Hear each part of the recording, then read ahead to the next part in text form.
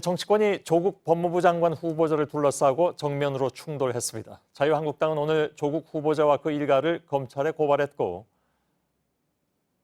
이 정도면 정말 비리의 종합 선물 세트, 무한 리필 후보자 이렇게 말씀드릴 수 있습니다. 더불어민주당은 무분별한 정치 공세를 중단하라며 맞섰습니다. 후보는 사라지고 가족 청문회로 변질되고 있는 것은 가족에 대한 지독한 인권 침해일 수 있다, 이런 점을. 여야는 오늘 협의에 나섰지만 인사청문회 날짜도 잡지 못했습니다. 사모펀드 투자 등 조 후보자를 둘러싼 각종 의혹에 대해서 법무부는 오늘 공식 해명에 나섰습니다. 먼저 여성국 기자의 보도를 보시고 이어서 조 후보자와 관련한 논란들을 하나씩 짚어보겠습니다. 주식 투자 서적을 내고 활동 중인 투자 전문가 조모 씨. 조국 법무부 장관 후보자의 오촌 조카입니다. 조 씨는 조 후보자의 부인에게 사모펀드를 운용하는 코링크 프라이빗 에쿼티 이모 대표를 소개했습니다.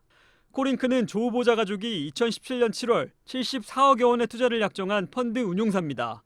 그런데 조 씨가 2017년 말 금융권에 자신을 코링크의 총괄 대표로 소개했던 걸로 파악됐습니다. 당시 명함을 받은 금융업계 관계자는 2017년 겨울에 조 씨가 자신을 총괄 대표라고 소개하며 명함을 건넸다고 밝혔습니다. 이 때문에 조 씨가 코링크의 실제 운영자가 아니냐는 의혹이 제기되고 있습니다. 그동안 조 후보자 측은 투자 방향 등을 전혀 알 수 없다고 설명했지만 조 씨가 운영을 하고 있다면 다른 얘기라는 겁니다. 등록된 대표가 아닌 조 씨가 경영에 간섭해 권한을 행사했다면 자본시장법 등 위반 가능성도 있습니다. 이에 대해 조 후보자 측은 조 씨의 소개로 해당 펀드에 투자한 건 사실이라면서도 조 씨가 펀드 운영에 관여한 사실이 없다고 밝혔습니다. 또 조 씨가 코링크 대표와 친분으로 2016년 중국 측과 MOU를 체결할 때 잠시 관여했을 뿐이라고 해명했습니다. 하지만 조 씨가 MOU 체결 이후 이듬해까지 총괄 대표 명함을 사용한 부분은 설명이 되지 않습니다. 조 씨의 존재가 알려지면서 해당 펀드가 사실상 후보자 가족만을 위한 것 아니냐는 의문도 나오고 있습니다. 이에 대해 법무부 측은 다른 사람들도 펀드에 가입됐다는 걸 코링크 대표를 통해 확인했다고 설명했습니다. 펀드 투자자는 현행법상 공개할 수 없어 청문회까지 논란은 지속될 전망입니다. JTBC 여성국입니다. 조국 법무부 장관 후보자에 대한 야당의 의혹 제기 그리고 조 후보자 측의 반박이 이어지고 있는 상황이죠. 강희연 기자와 함께 쟁점들을 좀 짚어보도록 하겠습니다. 자, 강 기자, 앞에서도 잠깐 봤는데 조 후보자 가족이 투자한 사모펀드부터 좀 짚어봐야 될 것 같습니다. 네, 그렇습니다. 해당 펀드는 처음부터 이 약정 금액을 놓고 논란이 좀 있었습니다. 오늘 추가 의혹이 나온 건데요. 펀드를 운영하는 회사의 실소유주가 조 후보자의 친척, 즉 오촌 조카라는 겁니다. 사실상 가족 재산을 관리해 준 것 아니냐라는 의혹이 제기됐습니다. 앞서 조 후보자 측에 해명을 했는데 일단 소개를 시켜주고 잠깐 일한 적이 있는 정도다라는 해명이었죠. 맞습니다. 일단 후보자 측에서는 오촌 조카는 맞는데 이 펀드만 소개해줬다라고 해명을 했습니다. 그런데 오촌 조카가 조 씨가 이렇게 명함까지 파고 다녀서 잠깐 일한 게 맞냐라는 추가 의혹인데요. 조 후보자 측은 중국 펀드와 MOU 체결할 때만 명함을 사용했고 실제 급여도 지급을 안 했다라고 했습니다. 오촌 친척이 이 사모펀드 경영에 전혀 관여하지 않았다는 건데 이 부분은 처음 운용회사의 자금이 어떻게 마련됐냐를 규명하면 밝혀질 걸로 보입니다.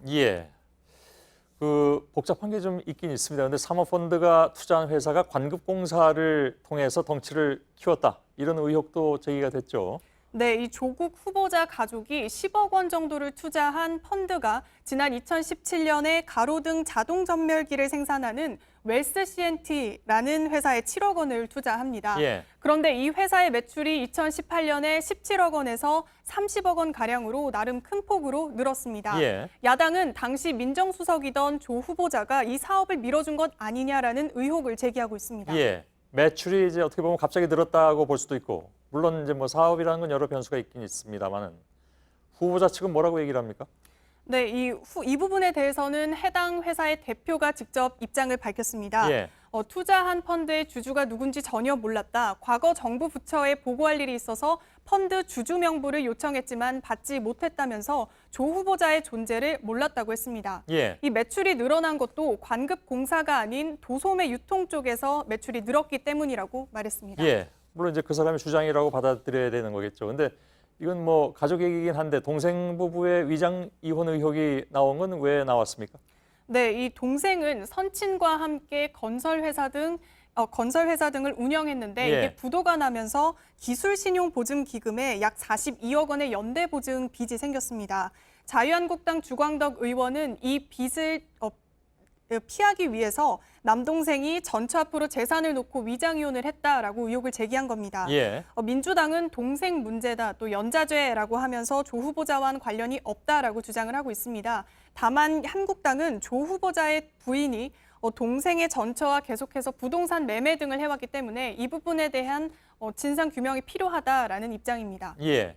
이 부분에 대해서는 그럼 뭐라고 해명을 하고 있습니까? 네, 전처 조모 씨가 직접 입장을 밝혔는데 예. 위장 이혼은 아니다라고 얘기를 했습니다. 또 사실 근데 이 위장 이혼이냐 아니냐의 여부는 이 법적 판단이 좀 필요한 부분이기 때문에 정황상 구분하기는 좀 쉽지가 않습니다. 예. 자, 마지막으로 오늘 또 나온 문제가 있습니다. 딸의 장학금 특혜 의혹입니다. 그건 어떻게가 되고 있습니까?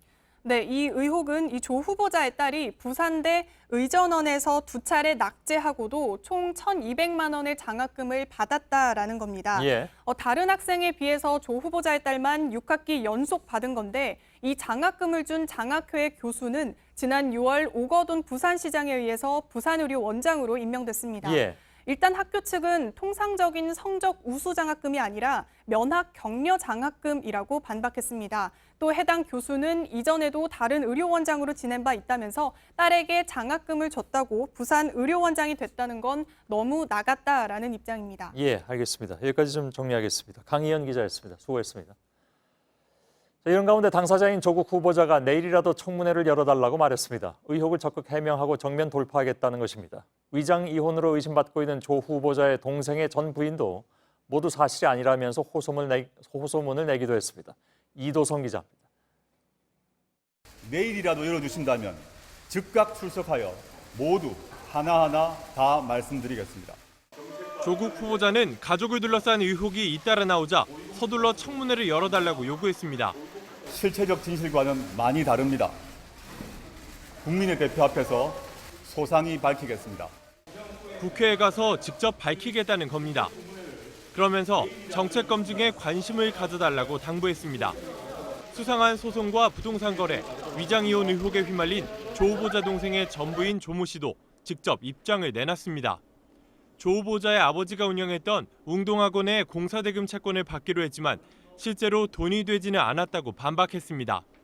조 씨는 경제적으로 어려워 10년 전 남편과 합의 이혼했다. 시어머니인 조 후보자 어머니의 도움으로 빌라를 샀다고 밝혔습니다. 그러면서 관련 자료를 모두 가지고 있다며 아이를 위해 사생활을 지켜달라고 호소했습니다. JTBC 이도성입니다.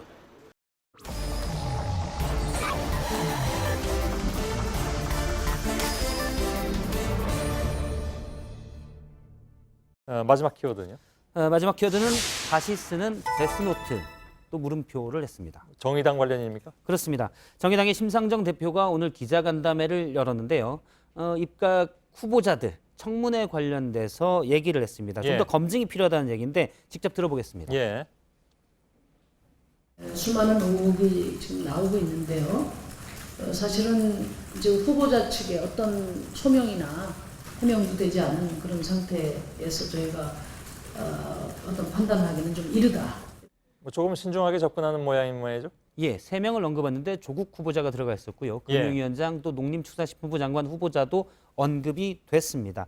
그래서 심상정 대표의 말 뒤에 정의당이 또 데스노트를 쓰느냐, 조국 후보도 데스노트에 올리냐라는 기사들이 여럿 나갔는데요. 예. 제가 좀 더 분위기를 물어보니 일단 정의당 관계자는 조국 후보자가 사법개혁의 적임자인 것은 맞고 다만 청문회 전에 무조건 오케이라고 볼 수는 없다는 원론적인 얘기다.